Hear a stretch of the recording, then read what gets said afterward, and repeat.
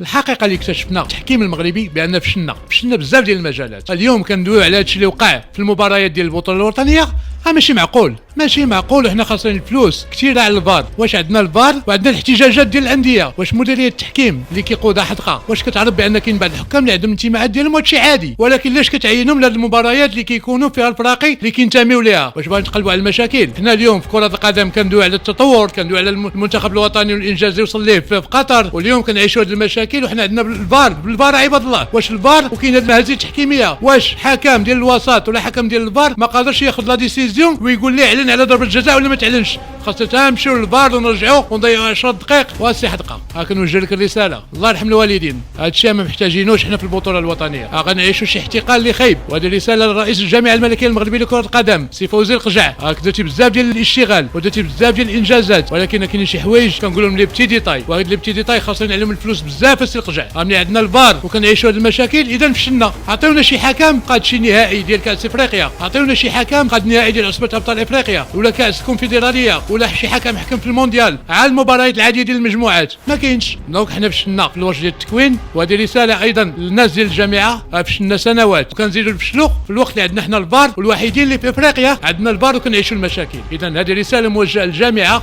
ومديريه التحكيم، راعيوا شويه وعرفوا راسكم اش كديروا. يمكن هادشي ما مقصودش ولكن كيأثر على المنظومه الكرويه في المغرب. تحيه لكم والى اللقاء مع حقيقه اخرى يوم غد ان شاء الله.